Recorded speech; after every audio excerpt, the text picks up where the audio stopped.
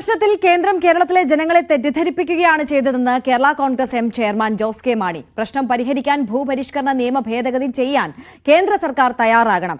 ഏറെക്കാലം നീണ്ടു നിൽക്കുന്ന നിയമ പോരാട്ടങ്ങളല്ല ഇക്കാര്യത്തിൽ ഉണ്ടാകേണ്ടതെന്നും ജോസ് കെ മാണി പറഞ്ഞു. വഖഫ് ബിൽ ഭേദഗതിയിൽ കൂടെ മുൻപത്തെ ജനങ്ങളുടെ പ്രശ്നം പരിഹരിക്കും എന്നൊരു ധാരണയാണ് കേന്ദ്രം കൊടുത്തിരുന്നത്.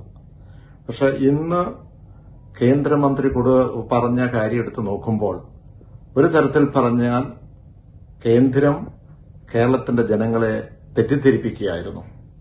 ഈ ബില്ലിന്റെ ഭേദഗതി പാർലമെന്റിൽ വന്നപ്പോൾ തന്നെ കേരള കോൺഗ്രസ് പാർട്ടി വളരെ കൃത്യമായി ചോദിച്ചു, ഇതുകൊണ്ട് ഇത് പരിഹരിക്കാൻ കഴിയുമോ, ഇതിനു വേണ്ട ഒരു ഭേദഗതി വേണ്ടേ എന്ന് ചോദിച്ചപ്പോൾ അതിന് ഉത്തരം അവർ നൽകിയില്ല. ഇതിനൊരു പരിഹാരം മാത്രമേ ഉള്ളൂ. നമുക്കറിയാം, ഭൂപരിഷ്കരണ നിയമം കൊണ്ടുവന്നു കഴിഞ്ഞപ്പോൾ അതിനകത്ത് വളരെയധികം അപാകതകളുണ്ടായിരുന്നു. 2005 അന്നുണ്ടായിരുന്ന റവന്യൂ വകുപ്പ് മന്ത്രി ലാൻഡ് റിഫോംസ് ആക്ടിലെ 7E പ്രകാരം ഭേദഗതി നടത്തി 10,000-കണക്കിന് കുടുംബക്കാരുടെ പ്രശ്നങ്ങൾ, അവരുടെ സ്ഥലത്തിന്റെ പ്രശ്നങ്ങൾ പരിഹരിക്കുകയുണ്ടായി. അതേ സമാനമായ അതേ രീതിയിൽ ഒരു ഭേദഗതി കേന്ദ്രം കൊണ്ടുവന്നെങ്കിൽ മാത്രമേ ഇതിന് പരിഹാരം കാണുവാൻ കഴിയൂ.